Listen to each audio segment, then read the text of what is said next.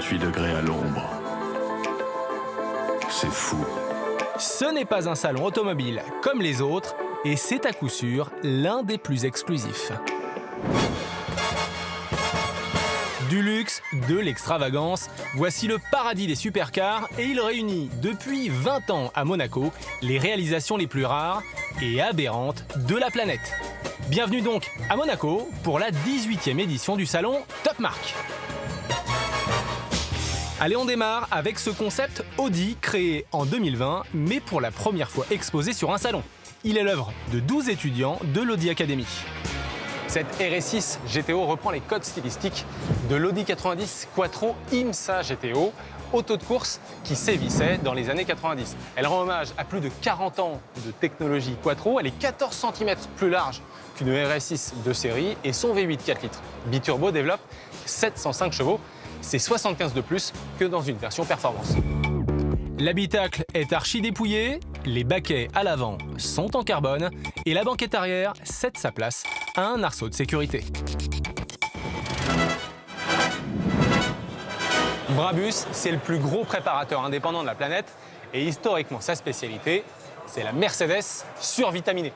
On en a un bon exemple avec cette AMG GT 63S e-Performance qui passe ici de 843 à 930 chevaux. Mais Brabus désormais, c'est aussi des Porsche préparés avec ce Taycan, c'est que de la cosmétique. Et on a aussi des KTM, des motos préparées Brabus, en l'occurrence celle-ci limitée à 145 exemplaires. Brabus dispose aussi d'un département classique pour restaurer votre Mercedes et d'un département marine pour personnaliser votre bateau. Il pense à tous ces Allemands. Alors cette Koenigsegg Regera, elle n'est pas récente puisqu'elle a été présentée pour la première fois en 2015 au Salon de Genève. Mais elle est très difficile à approcher et pour cause, il n'y a eu que 80 exemplaires produits. Bruce Joigny, notre pilote maison, a eu la possibilité d'embarquer à bord. Regardez. La Koenigsegg Regera, pour de vrai, c'est pas un rêve, et c'est maintenant. Bruce, you can't drive the car. Bon, eh ben, j'ai pas trop de chance aujourd'hui, c'est pas moi qui l'a conduit. Alors, c'est pas vraiment votre hybride rechargeable classique. Même si elle est hybride et rechargeable, en fait, la motorisation de cette Regera est complètement folle. Un V8 5 litres de, accrochez-vous bien, 1100 chevaux. Mais ce n'est pas tout. Il y a aussi 3 moteurs électriques qui viennent s'ajouter, d'une puissance de 700 chevaux et qui portent la puissance maximum à 1800 chevaux. Mais pour rester un petit peu raisonnable, en fait, le couple des moteurs électriques et le couple du moteur thermique viennent se croiser et on a une puissance maximale utilisable de la voiture de 1500 chevaux. Finalement, c'est pas si mal que ce soit Kim qui conduise. Cette Regera vient tout juste de battre le record du 0-400-0 en 28 secondes 81, un record qui appartenait à la surnaturelle Rimac Nevera et qui n'aura donc tenu qu'à peine 2 mois. Sont forts ces Suédois.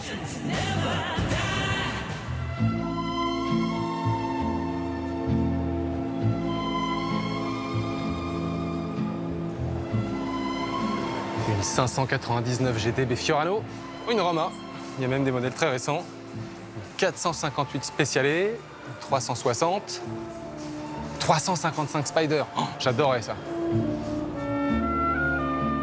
C'est la première fois à Top Marque qu'est organisée une vente aux enchères. Son nom, l'Asta Rossa, et elle est dédiée à Ferrari. Une quarantaine de modèles sont proposés, parmi lesquels cette 250 GT Boano, 75 exemplaires seulement. Mais alors, ça a une particularité, elle a une carrosserie en alu.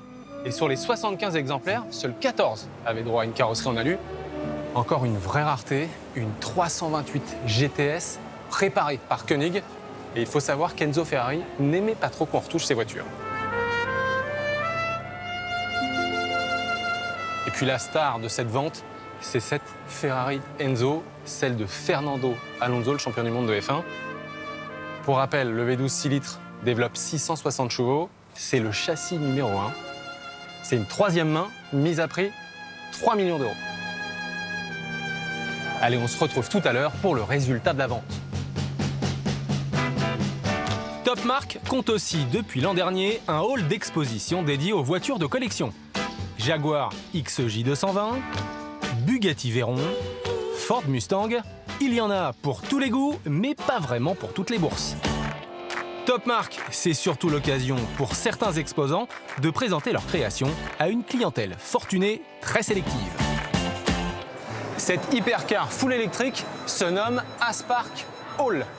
Elle est japonaise, mais fabriquée en Italie. Son prix, 3,5 millions. Allez, on retrouve Bruce, qui a pu embarquer à bord, en espérant cette fois qu'il a pu la conduire. Eh ben non, celle-là aussi, il n'a pas eu le droit. Alors la première chose qui est quand même très frappante, c'est la position de conduite. On est complètement allongé comme dans une monoplace. On peut littéralement pas bouger dans la voiture parce qu'on est en position allongée. Évidemment, le bruit, c'est plus celui d'une soucoupe spatiale que celui d'une voiture. On est extrêmement près du sol et on est couché. Et il n'y a pas beaucoup de place au-dessus de la tête. Cette voiture est donc 100% électrique. Il y a 4 moteurs, un par roue. La puissance totale est donc de 2000 chevaux. 2000 Nm de couple également, comme la Regera, mais ça accélère encore plus fort. Et la vitesse de pointe, on grimpe encore d'un step avec 420 km/h pour une autonomie en utilisation normale de 450 km. Venturi, c'est la 400 GT, la fétiche, la Formula I, mais Venturi sur la Lune, vous y croyez, vous ? Eh bien, ce véhicule baptisé Flex s'y rendra en 2026 avec SpaceX. Il pèse jusqu'à 2 tonnes avec son chargement et peut rouler à 20 km/h.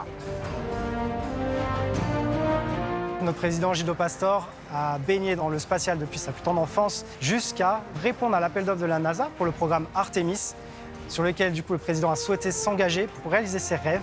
Et du coup, voilà, le véhicule, le Venturi Flex, est né.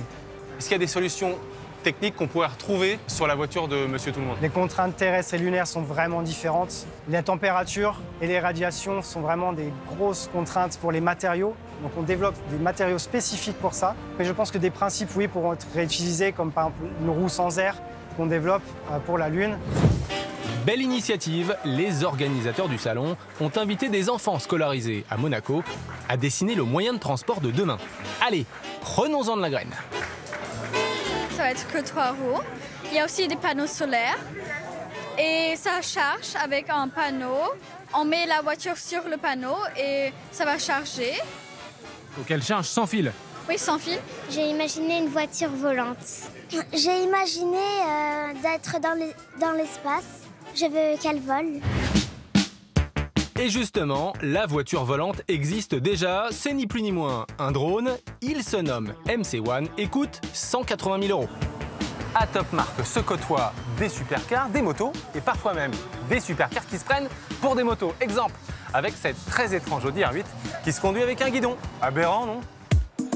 C'était la grosse attraction de cette édition 2023, GMK, la star des influenceurs.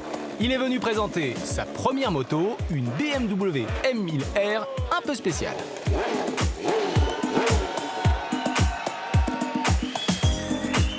S'il y a quelques années, je t'avais dit que tu réunirais autant de monde, est-ce que tu m'aurais cru ?